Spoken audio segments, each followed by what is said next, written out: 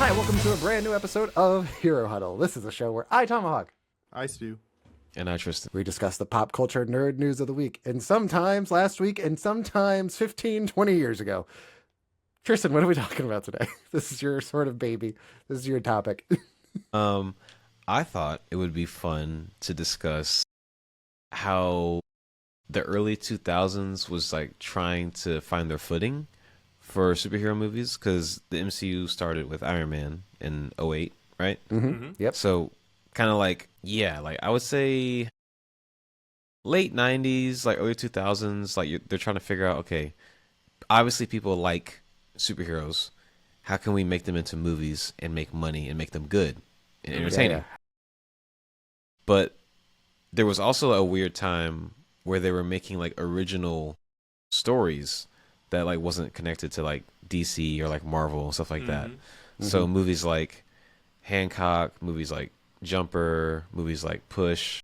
Let's see, am I missing any that I can think But of? you're missing a lot, but Yeah, Yeah, I'm no, sure there's- let's talk about them. Yeah. Well, I guess what are some of y'all's favorite, like, not connected to the MCU superhero movies?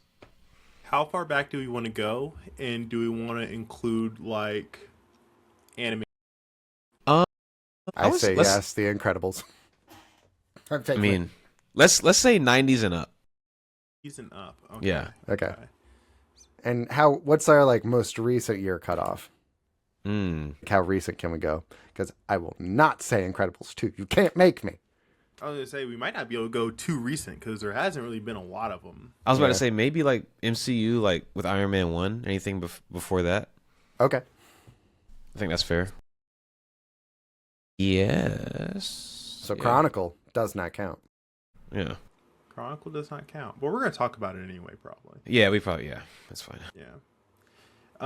Let's see. Oh, we can't talk about Megamind either. That's unfortunate. That sucks. Is Kick-Ass based on his comic book? Yes, it is. It by is, Mark okay. Miller. Crazy. Do we think that counts? It is on a comic book, but it's not like part of like any kind of greater It project. It technically is. It's part of Miller World. He's done a lot of comic books, and they Miller are World. technically in the same universe. That's funny. But we were talking about movies, though. Yeah. The movies aren't. It's debatable as to whether or not they are or are not in the same universe. It's a weird line Yeah. for sure. Let's see. Just going off of the ones you've listed already, how did you guys like Hancock? More excited for the sequel. Is there a sequel? Yeah, it's gonna be 2 hands, 2 cocks. Well, thank you guys for watching. Tune in next week to see 3 hands, 3 cocks. This is one of the Fast and Furious. Truly just keep superhuman. going. Yeah. I hate it here so much. Do you guys like Hancock, and why is it Will Smith's best movie? I honestly love Hancock. I loved it when I was a kid. I've watched it plenty of times since then, and I'm like, yeah, this is fun. It's a cool concept to me. Like, I think the idea, it's a weird twist. Spoiler alert for those who haven't seen it. But it's an interesting concept that, like, from what I remember, like, they're made in pairs, right? Like, his kind is made in pairs. So, like, it's like a guy and a girl, and they're, like, when they're together, they're mortal. And they can die, age and all that kind of stuff. But when they're separated, they're, like, superhuman. They can fly and, like... Wait, do they still have their powers when they're... No, they lose their powers too, right? Their powers like fade if memory serves, like the longer that they're in contact with each other. So I think that's a really like interesting and like honestly beautiful concept. But the movie definitely has its issues. Yeah. I think its it's biggest fun. issues that it's just too... I really like the first half before the twist. It feels like the second half should have just been like a sequel to the first movie. Yeah. Because just like a superhero who sucks at being a superhero and like he needs like to clean up his image and he gets like a PR guy to help him. I'm like, that's a great idea for a movie. And he actually like becomes more heroic over the course of the story. Great stuff. Yep. But then the second half it feels a little convoluted. Yeah, it kind of feels like it becomes like it like briefly becomes like a rom-com kind of. Yeah. Yeah, it's a weird shift. Who directed Yeah. that movie actually? Peter Berg. Peter Berg. What else has he done? He has done. Da da da da da. I love that one. My fave. He did series on Shaq. He's done a lot of like documentaries. Okay. Let's see, actor, writer, director. Hancock 2 is in pre-production, so he seems to be directing the sequel. Wow. Good for him. Deepwater Horizon was him. Okay. That's that Mark Wahlberg movie about like an oil Yeah, the platform or something? yeah, the one that the BP one that blew up. Mm. He did Lone Survivor. Another Mark Wahlberg movie. He did Battleship, our favorite Ew. Riri movie. Dear God. This guy has range though. I mean, Yeah. he kind of has range. 2 episodes of Friday Night Lights. He ranges from the worst movie I've ever seen to 2 Mark Wahlberg movies. That's Yeah. some crazy range. And like Lone Survivor is like good Yeah, from what I remember. Yeah. Yeah. And that's kind of all he really did. There's really not a lot. There's The Kingdom, if you guys know that. Oh, he did direct the Friday Night Lights movie as well. No. Okay. Wow. You It's a know, lineup. there's a stinker in there, but you know, otherwise it could be worse. It could be worse. I never finished Battleship. You ain't missing nothing, buddy. You're not missing anything. I know. You're missing old guys on a ship. Is all you're missing. There's very few movies where I like get halfway through. I'm just like, I can't do it. I can't do this anymore. The movie like that for me was Dragon Wars. This old movie, not old, but you know, early 2000s movie, just with these giant CGI snakes that were supposed to be dragons. I'm like, man, this movie sucks. But like movies that are like have a big budget, especially one as big as Battleship, and they fumble it that hard. And I know that this guy that's in that movie, the guy that either doesn't have a leg or both his legs, Mm-hmm. and is the worst actor I've ever seen in a big budget movie. Uh-huh. God, he's annoying. That character's annoying, and the performance is bad. That was the black guy, right? Yeah. Gregory D. Gadsden. Oh, he's like an actual like vet. That, Oh. yeah. Could you not tell said, based yeah. on the performance? I'm like, he's not an actor. No, that makes sense. Wow. They didn't give him any training, any heads up. Guys, Not a lick. Huh? What? we forgot about Sky High. Well, I was going to get there. I was Yeah, gonna yeah, get yeah. there. Okay. I mean, we still haven't talked about The Incredibles. That's We've true. only talked about one superhero movie so far. Yeah. Yeah, how do you guys feel about? Well, I guess Stu, how do you feel about Hancock? I think it's one of Will Smith's best movies, which is a Really? low bar. But, you know, Hmm. I think it is. Okay. Okay. You know, it's definitely no Pursuit of Happiness for sure, but like it's definitely not a Wild Wild West or Men Yeah. in Black 2 or Men Yeah, in Black that's fair. 3. That's fair. You know? Yeah. That movie, from what I remember, it made a lot of money. Which one? Hancock. Yeah, I think it did. I think it did okay, especially at the home market. It was all over TV. Like it was Yeah. either on like FX or TNT all the time. You know, yeah, that, I think it was like, FX. Yeah. the Yeah. DVD rentals for Hancock were crazy. Sure. I remember if Teenagers I'm, thinking it was porn. it's like, who's this black guy on the cover? Is that William Smith? Big Willie himself? Bill Smith, is that you? Must be his porn name. I remember being in Target or Walmart, and I was walking by the like $5 movie bin section, and they had a copy of Hancock, but it came with his beanie, like in the Okay. DVD, and I was like, "That's so I cool." think I remember that. Yeah, I was like, "That's so cool." I wonder if What like a anyone throwback. actually bought that. Do you guys think that Hancock met its budget Yeah, I think so. In theaters? in theaters? I think What so. was its budget? I'm going to say It's- no. Its budget was $150 million. Then no, it didn't make it back in theaters. That's a lot of money. That's a lot of money. Sure, I'll say it did. Why not? They blew their budget out of the water. U.S. and Canada, $220 million. Worldwide, $630 million. Damn. Dang, wow, It they made really. a lot of money. It's kind of Yeah. weird that we haven't gotten a sequel sooner.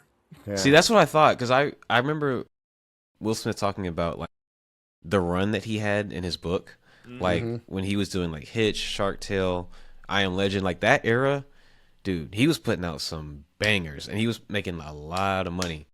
And I think you remember like he talked about Hancock, and because I mean, if you have the biggest actor in the world and they're in a superhero movie, it's gonna make a ton of money. Oh, yeah. That's a no-brainer. Oh, yeah. Yeah, like Dwayne Johnson as Black Adam. Yeah. Wowzers. Hold on. Black Adam. Do you think part of the reason that movie failed is because it came out during the pandemic? Part of the No. reason. Part of the reason? I think it was the marketing and letting The Rock do all the marketing for the movie and just like show his ass the entire time. I think the movie being a giant heaping garbage pile is the primary reason. But You made it through? Like the whole thing? I did, yeah. Wow. Oh yeah, I paid I those tickets. I had to sit there. Hate that movie. Wow. God, it sucks. It is. It looks, there's some pretty cool looking stuff in it, but He sits on that. Sure Yeah. does. yeah. Yeah. Man, bad movie. Yeah. Bad movie. Not good. Let's see. I'm sorry, Tristan. That felt like I was being mean to you, even though I was being mean to The Rock. Like you seemed sad that I was being mean to that movie. No, I agree. I mean, that movie is bad. Yeah. It's a bad movie. Okay. Yeah. Okay. Good. Yeah. Do you guys remember Jumper? You go on. I do, but not well enough to like recall specific scenes, but I remember like the plot pretty well. Yeah. So when it comes to these movies, this sort of genre of like non-Marvel, non-DC superhero movies, Mm-hmm. outside of Hancock and The Incredibles, I am not positive I'm going to have seen any of these. That's Wow. funny. That is crazy. Maybe we might convince you to watch one this week. Yeah. Maybe. Yeah. So Jumper is a movie about as main character is Hayden Christensen, Okay. and his power is to wherever he can imagine he can teleport to, and it's kind of like not like a Banff like Nightcrawler. It's more of like a dimensional portal kind of thing where he kind of sucks into his own black hole and like appears like somewhere else, and like there's like a lot of chaos around when he jumps. So Okay. like papers fly everywhere and things like that. So it's kind of a mess. Apparently, there's more that people that can do it like him, they're called jumpers, and Samuel L. Jackson. Sorry, I didn't use his full name. I was leads a- confused on who you were yeah, talking sorry, about. Sorry. Yeah, Samuel L. Jackson leads a team of jumper hunters who hunt these people down and kill them because it's unnatural. Huh. And a lot of them do crime, as most people who can teleport would. So that's kind of the whole gist of it. You know, he's hopping around and evading Samuel L. Jackson, things like that. And he falls in love. He falls in love with Rachel Bilson. I don't know what she's done, but it's kind of like a low key movie for Samuel L. Jackson to do, and Hayden Christensen too, because this movie is from. If I can get like the thing out of the way, 2008. So this is like well after Star Wars. But also, Star Wars didn't really do gangbusters for Hayden's career. Yeah, that's true. So, you know, kind of iffy there. Out of the ones you haven't seen, this is probably going to be my like pick for you to watch, I think. I remember it being fun. Okay. It is fun. While you were saying that, I vaguely remembered a movie that I saw back in 2002. I don't even know if it necessarily qualifies as this category of what we're talking about today, but I have to talk about it, and I'm not even sure you guys are going to remember it. Do you guys remember Clockstoppers? Stop. Why does that Sounds sound like a familiar? slur. Clockstoppers is a 2002 American science fiction action comedy film directed by Jonathan Frakes. Basically, a teen gets a watch Yeah. that stops time. Yes. This seems there it familiar. is. I do remember this. Is that Josh Peck? No, it just looks like Josh Peck. It just kind of looks like Josh Peck. Just God. barely looks like Josh Peck. Okay. Directed by the guy from Star Trek. That's crazy. Yeah, I don't have any memory of this, I don't think. What was it on? Do you know? Like, was it like a direct... No, in theaters, March 2002. Yeah. Wow. I don't recognize any of the main cast. Let's see. Jesse Bradford, I'm not familiar with him. Let me see. Jesse Bradford, what else have you done? The movie has been produced by Nickelodeon. That's... Okay. Yeah. That makes sense. Yeah. Okay. Cool. If I remember any more obscure movies, I still have Black Adam on my screen. Get out of here. get out of here. Get out of Dwayne. here. Get out of here. We're gonna To be clear, that was Tristan, and I said Dwayne. Oh my god. Moving on. Chronicle. Who here has seen Chronicle? I I have not. Also, I'm pretty sure it falls outside our 2008 range. It does technically, but it is in the spirit of the conversation. Okay. This is more of like the found footage kind of stuff too. Okay. Which is a very... They haven't really done that before or since with this kind of topic. There was a weird time. Yeah, a lot of found footage back then. You know, you had there was your a lot of found footage. Cloverfield, your Paranormal activities. Yep, I was about to say that. Project Things X. like that. Yep, Project X. A lot of that stuff was found footage. It was really popular. And I think it was is it because it's just like a cheaper way to film? It's very cheap. Yeah. Hmm. It makes sense that it would. Yeah. I think to this day, the first Paranormal Activity movie is the most financially profitable movie of all time.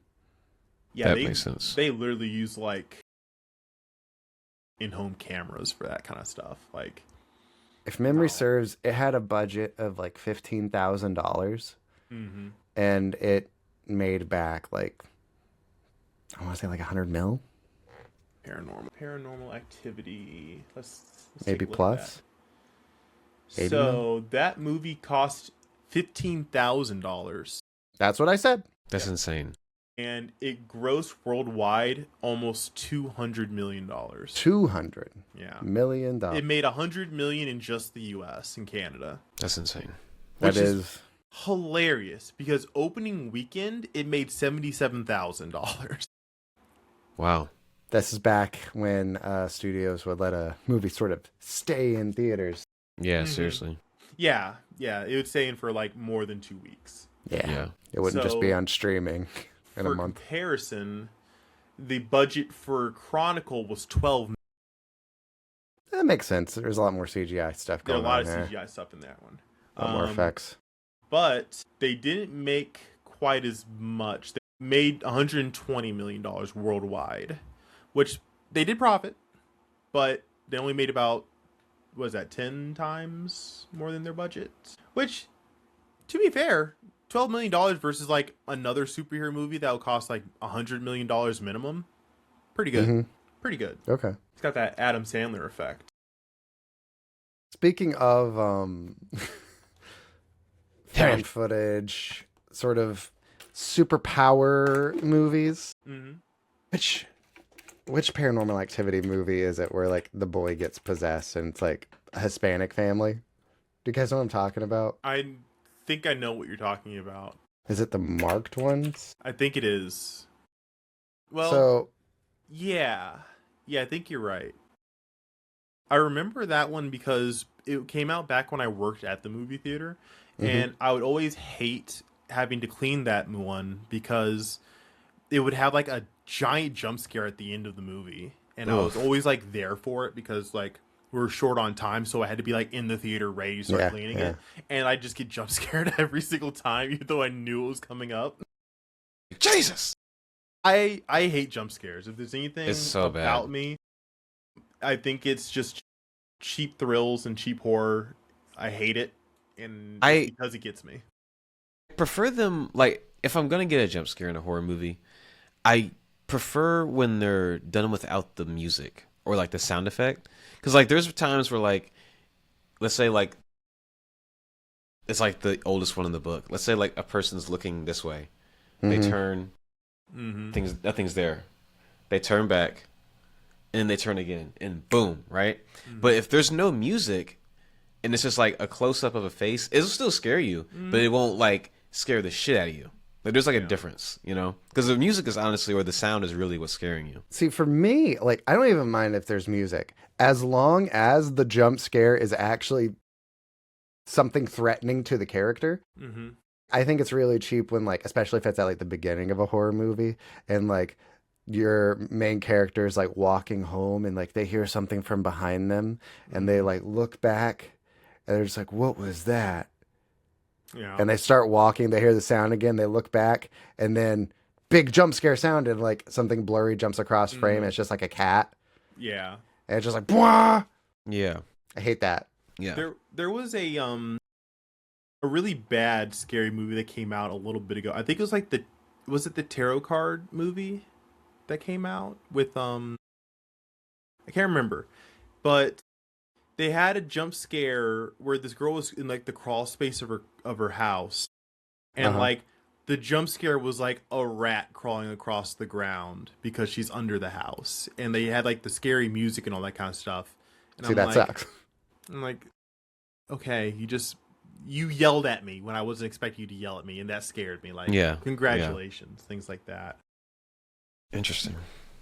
That's why I kind of like the movies like the Alien series, where there's never really jump scares in those movies. For the most part, every time the alien kills somebody, you know what's happening because you get the alien's perspective half the time. And so like it's kind of like a slow crawl up to like the moment. And I kind of appreciate that more, you know? Yeah. But going back, this movie, the marked ones, this Paranormal Activity spinoff, people don't like it. I think it has like a 50% in Rotten Tomatoes. It's my favorite of these movies. Like this, this boy gets like possessed by a demon. And like for the first half of the movie, it feels like kind of a superhero type of thing where he's got like telekinetic demon powers. Yeah. And it like gets worse over the course of it.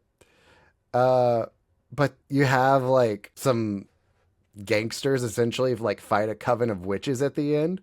And it's pretty good. Like I had a great time. You just have some like gangsters roll up and they're just like mowing down witches with like a shotty.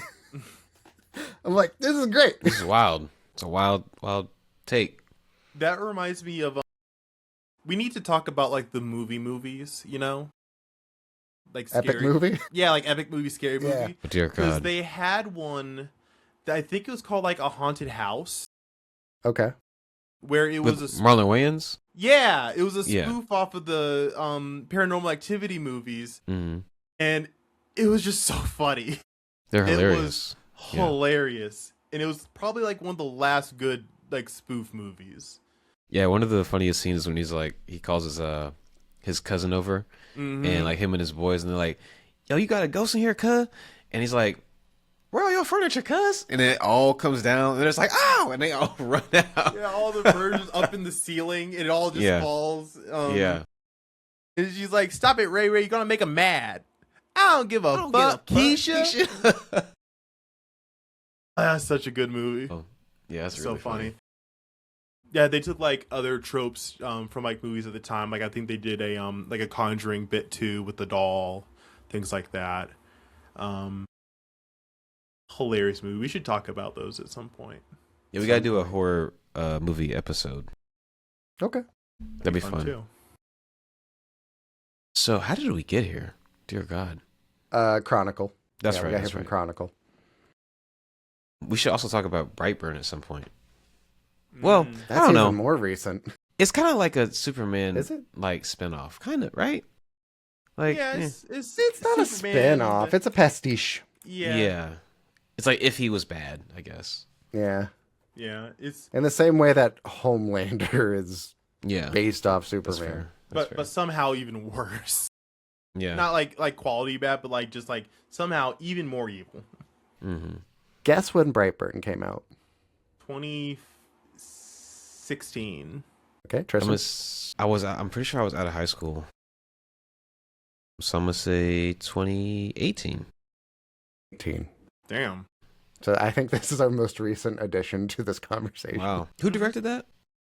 David Yarovesky. Why did I think James Gunn was a part of that? He produced it. Okay. That's why. That makes sense. Mm-hmm. That makes sense. Ooh. M. Night Shyamalan, Unbreakable. Okay. Yeah, that's a good one. Those are good ones. That's a good one. I like that movie a lot. Great movie. I liked it a lot. I thought it was clever and is one of M. Night Shyamalan's best movies. Again, low bar. Not a high bar. It's Yeah. a low bar. Yeah, very. I mean, I was invested the whole time. Is it a little boring? Yeah. It is kind of boring. It's boring for a superhero movie because he's not really like super doing a lot. Yeah. Yeah. Yeah. Yeah. He doesn't really do much. He survives the train crash at the beginning unscathed, and it kind of leads into like the mystery of like, whoa, well, is he actually like unbreakable? Mm-hmm.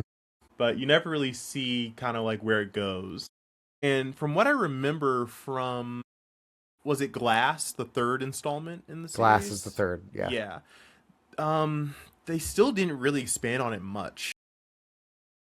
I haven't seen it though, but I remember my dad had seen it. He goes, yeah, they didn't really go into much on Bruce Willis, like what's like been going on and like how his powers have changed and things like that if they had. I'm like, that's unfortunate. But I do remember liking Unbreakable. I like Split. Split was really good too. I really liked Split. Yeah, Split was great. It was really good. Yeah. James McAvoy be acting his ass off. But yeah, as always. Where'd it go? Yeah, no, I like that movie. It's good. Yeah. Yeah, it's a really good addition to this. Let's see some, What else? some stats on that real quick. Do you guys have any thoughts on the movie Push? I don't think I've seen it. Nope. It occupies the exact same corner of my mind as Jumper. Mm-hmm. I could not have told you which one was which before we started recording, before Stu's little recap earlier of that. See, I've seen this movie, but it's been a long time. Let me see what it is about. That reminded me. All right. Let's see. Okay.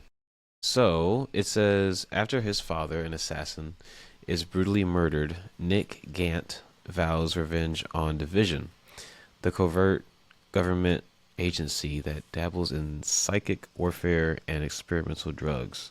Hiding in Hong Kong's underworld, Nick assembles a band of rogue psychics dedicated to destroying Division.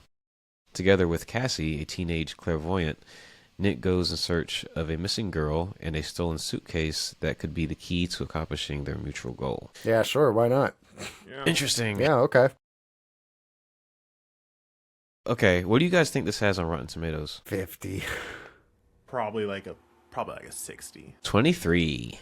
Ew, Okay. damn. Yeah. So I remember this movie not being great, but it is cool, I guess. It's interesting because like I feel like one of the weird things that this era of movies was trying to figure out was like, how gritty do we want to make these movies?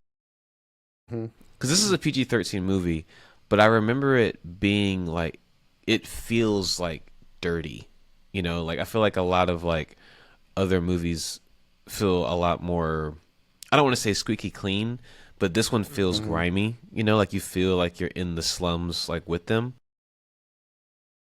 So it's very like, I guess you could say like street level. Mm-hmm. Like, I guess like these kinds of people could exist in the real world.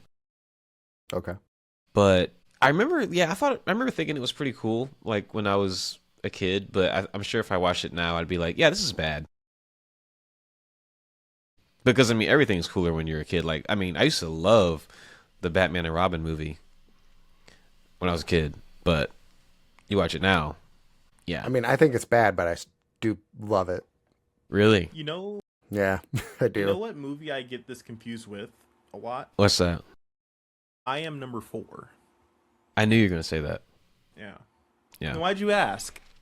I was in the back of my mind. I didn't want to be dead wrong, and then he was like, "What movie?" And I'd be like, "Oh, forget it." It would have been quite the pull if you had just said it. Yeah, I was talking about that movie like last week. Yeah. Yeah, that's. It would have been quite the pull for a push. Mm-hmm. Haha. Yeah. Okay. Okay, fine. I'm sorry. Right. My bad. Yeah. I Am number 4. It came out a few years after. I think this was like 2012. But it is from a book series where the book titles are I Am number 4, The Power of 6, The Rise of 9, The Fall of 5, The Revenge of 7, The Fate of 10, and the final book, United as One. Awful. I Awful don't titling. know. I've never heard of this. Me neither. This is absolutely not what I thought you were talking about. Oh, the movie? No. I No. Googled it and I was just like, what is Yeah, this? What happened to that actor guy? I haven't seen him in a long time. That actor guy. Alex Pettyfer. Yeah, I haven't seen him in a little bit. It's got Has- Timothy he was Olyphant in it? He was in Magic Mike. He was in Magic Mike. Family Guy. He was in an episode of Family Guy. Interesting. And that's it. He was in the Ministry of Ungentlemanly Warfare. The movie. Was he really? Yeah. Is that the same movie I'm thinking about? The one with Henry Cavill. Yeah, that was a good Yeah, movie. yeah. I forgot about that movie. Dear God. It was a good movie. I liked it a lot. Okay. What are some other movies? Let's see. We still haven't talked about The Incredibles. I want to talk about All The right, Incredibles. we can talk about The Incredibles. I'm talking about The Incredibles. Why do you like The Incredibles? Tell us. It's incredible. It is incredible. What about it? I really like that it feels like a spy movie. I think the best superhero movies aren't just a superhero movie. They try to like take on like a different genre with it. Feeling that sort of approach to the storytelling really works well for The Incredibles. I think it's a very mature story for no real reason. Oh, the family kills a lot of people. Like Yeah, a lot yeah, of yeah. goons, but a lot of people. But even like aside from that, right? So the main character of this movie that I think most people in America would just be like, yeah, it's a movie for kids. It's the dad. Like if they were making the movie now, Dash would be the main character. Maybe Violet, but probably Dash. Probably Dash. But like it is about a man having a midlife crisis and how that affects his relationship with his wife and his kids. Oh yeah. And that's interesting for an animated family movie. It gets to explore some interesting themes because of it. Yeah, definitely Disney for sure has Mhm. definitely taken like a more of a parent-child relationship turmoil kind of approach to their movies. Mhm. And they haven't really strayed far from that since they started Yeah. doing that. Yeah. And this is one of those examples where they didn't do that and it's like, wow, this is working out great. Yeah, it took a while for me to realize like how serious this movie is because Mhm. like when I was a kid, I think I was like maybe like 6 or so when this came out. It was 2004. Oh, yes, I was like 3. Wait, no, sorry. So I was like 4 or 5. So I don't even know if I saw this in theaters, but watching it, I was like, okay, this is cool. And I was kind of confused about the whole like, why is he on trial thing and like all that kind of stuff. And then I watched it when I got older and I was like, oh, that guy was trying to kill himself. Like, he saved him. I was Didn't like, save my life. You Wow. ruined my death. yeah, I It's was like, something this in is a crazy. family movie. Yeah, that's a very, very serious thing to put in a kid's film. It's also something that like happens in real life too. Like people have been sued for saving people's lives before. And it's a insane. wild thing that can happen. Like our justice system just lets happen, you know? Yeah. It's weird. Also, it took me a long time. Like, I mean, I don't think it hit me until I was like maybe like I'm not 19. gonna let it hit you. I'm Maybe gonna protect you. Thank you. I love you. I'm like Mr. Incredible. It took a while for me to realize that this movie doesn't take place in the current day. It does not. It's like 50s or 60s, right? Yeah, it's like this. Because I was watching it, like, I think I was maybe like 18 or something like that. And I was like, oh, I haven't seen this movie in a while. And I'm watching it and I'm like, Like, you know, there's like commentators like in the beginning when they're like, "So, Mr. Incredible had to put on trial." I'm like, "Why do they talk like that?" I'm like, "What's going on?" And it's like black and white and stuff, and I'm like, Yeah. "This isn't current day." I'm like, "This is weird." And then you like see like the aesthetics of how everything looks. I'm like, "Oh, this is like the '60s." But also his I think his best friend being black kind of threw me a little bit. I was like, "Oh, okay, got it. All right." That's what makes him Now, super. yeah, now it's clicking. Yeah, Yeah. that's why he's incredible. He's you know? better than the average white man because he can see past race and have friends who are of color. Right. It's an alternate history. We don't even know what happened in there. Yeah, they might not have had slavery back, in that Yeah. timeline. That's true. We should ask. I'm trying to think. Brad I Bird. don't think we're gonna see like a flashback in Incredibles 3. That would be. We wow. might, but I doubt it. I feel like if having superpowers is somewhat like common thing, it'd be really hard to enslave black people at that point. Like if 10% of them have superpowers, you'd be in trouble. Yeah. Slavery would not have happened. Slavery would have been a choice. Hancock that would not point. allow that to happen. That's gonna be the thumbnail for this episode. Slavery would have been a choice. Although, Please, in yes. the plot of Hancock, he was like an ancient being, right? That yeah. so Yeah, he kind of from did like. let slavery happen. I mean, You know? Charlize Theron definitely did. No, she definitely did. Yeah, and she loves black people, so she's like, this is for my self-preservation. I just gotta play along. Yeah. They're gonna think I'm a witch. I don't want to be one of those. Yeah, I don't want to be with the blacks. Yeah. Who? All right. What are some of these other movies? I like The Incredibles. This is a good one. Incredibles is great. I think also it having a lot of like techie, futuristic, cool stuff in the movie also made me not realize it wasn't like the 60s. You know, it's kind of like, oh, this is cool. This seems like futuristic and stuff. Yeah. Yeah, because he's like flying in like a jet and then he like goes underwater. I was like, oh, this is crazy. You know, he's fighting that robot. This is Cool stuff. Really cool stuff. It definitely felt like these like all the things that the people in the 50s thought we'd have in like the 20s. Yeah, for that sure. we just don't. Yeah. Yeah. Also, the score for this movie is amazing. Oh my god. That's why it feels like a Amazing. spy movie, like Tom Hawk said, because like For sure. and I think it's because that's kind of what the vibe was back in the 50s and 60s. It was a lot of spy movies and things like that going around. So that, is very very easy to play into that if you're doing that kind of like going for that time period. And I will say, just a quick note, the lack of the spy sort of aesthetic and like style in The Incredibles 2 is why I think that movie does suffer quite a bit. It feels so much more generic than the first movie. Yeah. Okay, this is like, I guess, a Tomahawk directed question. Okay. Do you feel like, or do you wish that the most recent Fantastic Four movie had the same amount of like 60s sauce that this did? I think this Fantastic Four movie has more 60s sauce than The Incredibles. Really? I think that broke them. Yeah. Do you agree or disagree with me, Stu?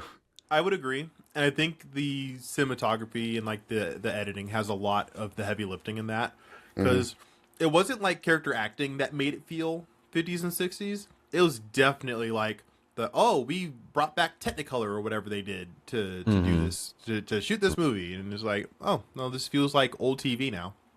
Mm-hmm. A good A lot point. of heavy lifting on the editing and how it was shot. But there's none of that spy thing going on with the newest Fantastic Four movie. And I think that's why those movies feel different from each other. Good point. Yeah. It did feel like a Fantastic Four movie though. Mm-hmm. I've heard people say that a lot. But aside from it just being like a familial group of superheroes, I don't really see it. It's the exploration The aspect. power set also. It's the exploration aspect of it, where like they're going off to the other galaxy to go check out Galactus and things like that they just didn't ever really do they didn't do it in the newer Fantastic Four movies. I guess older now, but the 2000s ones. They kind of just stayed on Earth. But like one of the big things about the Fantastic Four is that they were like explorers, and they would like go like to the underground world to meet the Mole Man, and they would go out into space to fight Galactus, things like that. That's just not something that they did in the 2000s ones that they brought back for this one, and that's why it feels like a Fantastic Four movie to me. Now that we've come to this point, those Fantastic Four movies, I actually have a lot to say about. It's not about just those movies, and I will also say it doesn't have anything to do with the character arcs. So maybe this will be something I haven't said before. I think a lot of the superhero movies at this time, and having not seen Jumper, having not seen Push, and a lot of these other movies from this specific era, I think they came about just because Spider-Man, Tobey Maguire Spider-Man 1 was a big hit. And people went, okay, so this is how we do superhero movies. We just do this, where it's like, it's kind of equal balance of like cheesy, but like an attempt at like sort of authentic emotion. And it's really just varying degrees of how cheesy and how emotional those stories are to how like effective they are. So I think the Fantastic Four is the way that it is, the 2000s one with Chris Evans, because they were trying to make the Fantastic Four like stories as much like Spider-Man as possible. They're like, okay, we're just gonna like knock out their origin pretty quick, and then we're gonna Goofy just have them moments be with in the powers. Yep, we're gonna have them be in New York, and they're gonna fight a bad guy in New York. Yep. I feel like the X-Men movies, like, I mean, it's kind of obvious to say this, but I feel like they did it better in the sense of like they saw what happened with like the Spider-Man movies, and they were like, okay, I think we can work with this. They went for more of like a spectacle kind of thing with theirs.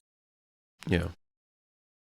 Where The X-Men movies definitely feel more grounded, I would say. Yeah.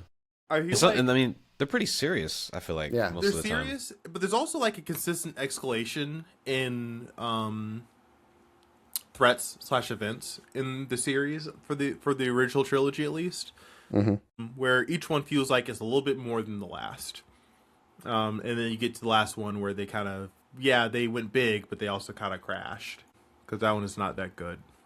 It's okay, because they're just going to be able to tell a Dark Phoenix story again later, and it's going to be perfect. I feel like Oy.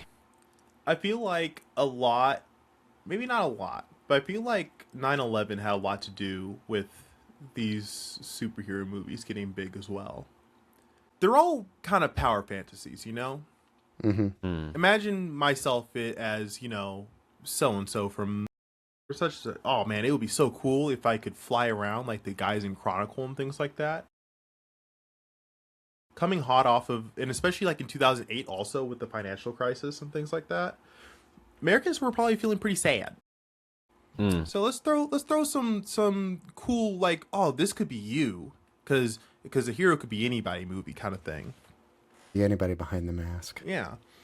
I feel like that also had a lot to do with it too. Just like capitalizing on tragedy to get something out there for people to like. You know what I mean? Tristan's squinting awfully hard. He was around for 9/11, so he doesn't know. Yeah, I was like, What is this? He was 2 years old. He doesn't know. What is this? I That's know how many powers we 911. I know 911. That's the emergency number. Duh. This number is no longer in service. I was squinting because I was like, I'm just curious.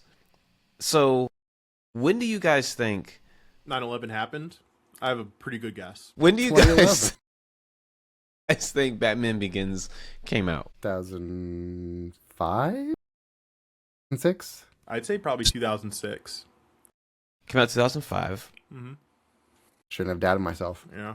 And My that's brain's blowing so my powerful. that's blowing my mind, because when did Batman and Robin come out? I believe it's 7 or 8 years before. It came out in 1997. Okay. 97. So we didn't get a Batman movie between those two, right? We're very lucky Batman Begins came out as soon as it did, because Batman and Robin was not good. Yeah, so it's like It feels like there's 20 years between those two movies, but it's only like exactly. That's why it's blowing my mind. I'm like, they changed a lot. Time in that isn't amount real. of time. It's all relative. That's crazy. Yeah, that is insane, huh? Because like, I wonder, because I think I was watching a documentary and they were talking about Batman like as a character like in the movie world, and they were saying like obviously like the first time we really got him in live action was like the Adam West Batman, and it was kind of silly, and he was doing the whole pow like punch thing. It was like, you know, campy. And then Tim Burton's Batman was like the first time he was like taken a lot more serious and was like kind of like scary, right? And then they said that Batman Returns, I think, is that the one with Catwoman and Penguin? Yes. Or no, that is right. Yes. Yeah. It is Batman Returns. You don't have to listen to him. I know. Yeah, I already said yes. I have the rage of Batman. So they feel like they went a little too far, and so they were like, okay, Batman is now scaring the kids, right? This is too much, right? Yeah. So they had to dial it back, and so they did the Val Kilmer Batman, which was like essentially a cartoon, and then they went even further and did the Batman and Robin. So it's interesting that they were like, okay, we went too far. How do we like find the middle ground with this? And Christopher Nolan was like, let me cook. I got this. And to be fair, I don't think that movie is the middle ground. You think it's too serious still? I think it definitely skews towards adults. I think if you plop an 8-year-old... Batman and Robin? Batman Begins. Batman Begins. Oh, that's a serious movie. Yeah. I think if absolutely. you sit like an 8-year-old in front of Batman Begins, I think they're I was bored for most of it. Yeah, I was 6 when it came out. So like when I saw it in theaters, I was like, okay, Batman was trained by ninjas, got it. And then I kind of like spaced out until he like started like his training montage as Batman. Cuz like the whole stuff of him like coming back and like people thought he was dead, and I was like, I could not care about any of this. I was like, what is happening right now? But and he gets then in that fountain. Yeah, right. And then it wasn't until he met Morgan Freeman and I was like, okay, now I care. Now I'm watching this. I was like, cool.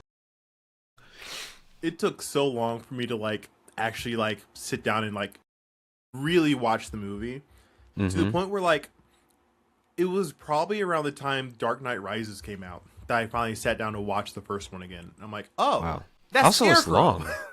Yeah. That was Scarecrow. Yeah. That was Scarecrow. Yeah. Wow, what a villain to start with. Yeah. Scarecrow and Ra's al Ghul. Yeah. And Ra's al Ghul is a white man. The whitest of men.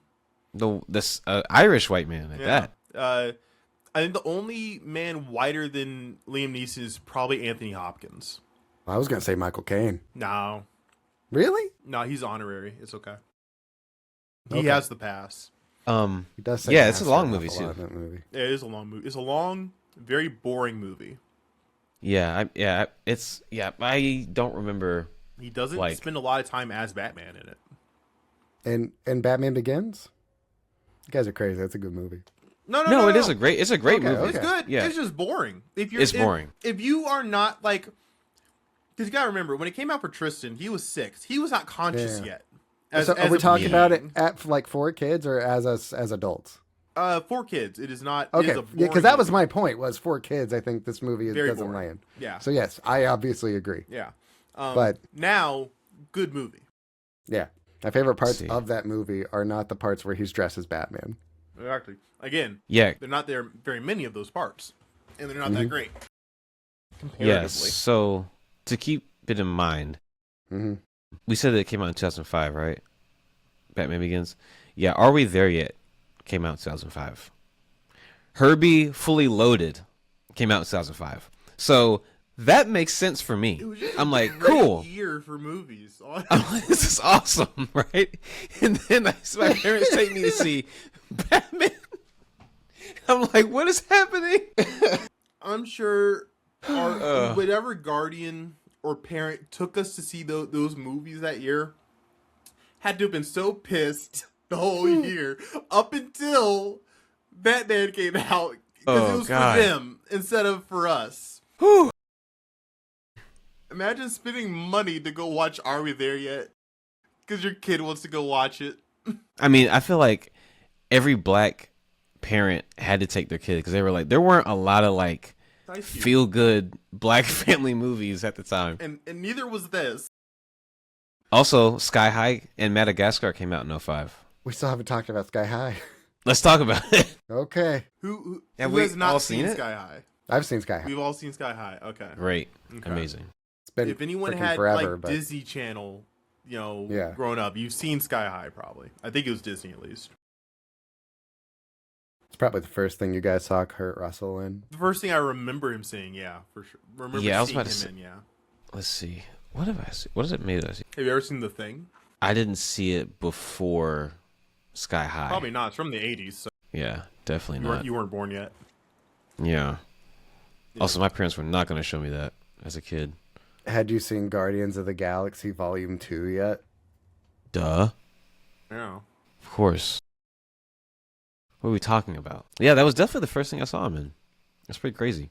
Yeah. And also, he plays a good like superhero. Like he has that look. Yeah. For sure. He's a I mean, good this is actor. cool. It's not surprising. Mm-hmm. Also, to this day, incredible hair. Incredible hair. It's insane, actually. Like, just It's- him on a talk show. I think he was on like Colbert or something recently. I was just like, wow. It's got to be pure What a man. genetics because no one who's ever had like work done on their hair has ever looked that good. You know what I mean? You're right. Yeah. Like Yeah. usually you could tell like, oh, he got hair plugs or oh, he's wearing a wig, things like that. His hair's been great. It's got to be genetic. Forever. Yeah. Yeah. Yeah. His son's hairline is not as good. I forget I've he noticed. exists sometimes. Yeah, the Great Value Captain America. Yeah. God, he's so good at playing an ass. Jesus. That's America's ass. That's America's ass. I liked Sky High a lot. I think I usually, if I saw it on like the TV guide, I was like, yeah, I'm gonna watch Sky High because That's another movie where I was surprised they never really did a sequel. Yeah. I'm trying to you think. know what movie they did do a sequel to that was really bad? What? Shark Boy and Lava Girl. Wait. Yeah. What? They did a sequel? About 4 or 5 years ago, they had a spin-off sequel where it was like the kids of like a bunch of heroes are trying to stop an alien invasion. They fail, so it's the kids' turn to save the world, and one of the kids, their parents were Shark Boy and Lava Girl. Shark Boy has been recast. Taylor Lautner went, this is going to be bad. Yeah, he's like, I don't It's want any original part of this, Lava Girl, though. which is hilarious. Wait, Pedro Pascal was in this? Yeah. It's crazy. I didn't know What that. is happening? I didn't know that. It's right before, like, he got super duper famous. Yeah, That's insane. yeah. That was a bad. Okay. I Yeah. movie. didn't know that it even existed. Yep. That is a kid's movie. Uh huh. That is pure. That's like Zoom. Remember Zoom Yeah. with Yes. Dude, Yes. You guys are bringing up so many good original superhero movies that I forgot about. Oh my god. G-Force. The funniest thing about that movie that hit me when I was older, I think I was watching it on TV because I mean it came out when I was a kid, and I was like, okay, cool. And then I watched it. I think I was maybe in middle school or high school, and it came on. And I was rewatching it, and I think there was a scene where his blender had died, and so he starts wiggling his finger like super fast, and I was like, a woman's gonna see that and be like, How is he not we married need yet? we need to talk. No. I have some questions. What else can you do? What else can you vibrate? Yeah, what else vibrates? Like, That's like read how long you need Richards. Like, it's no wonder he's got the hottest woman in the world. can stretch anything? Anything? Need. Man, Zoom that was a deep cut. Wow. And it only took like 15 minutes to talk about Batman in our non-comic book hero movie episode. Well, my favorite of all of these was Herbie Fully Loaded. We only mentioned it briefly, but Herbie's my favorite superhero. Tristan, is there anything you want to plug? Yeah, you guys can follow me on Instagram at TAJVUE. I post pictures on there, so follow me. on there. You're just getting emotional thinking about Herbie Fully Loaded. The relationship between Herbie and Lindsay Lohan. Stu, is there anything you want to plug? Yeah, you can find me at twitch.tv/Stu_, where sometimes I play games. All right. Thanks for watching, making it this far into this video. We really appreciate it. Please subscribe and support us on Patreon, maybe. Do we even have Patreon? Who knows? Support somebody on Patreon. I'm sure they'll appreciate it. Tell them we sent you. I'm going to start a Kickstarter for us. Nice. Yeah. Or GoFundMe. We'll just pretend that Tristan has like mega cancer or something, and we'll just get donations. All right. You Bye. and click in the bio. Yeah. We'll talk forever.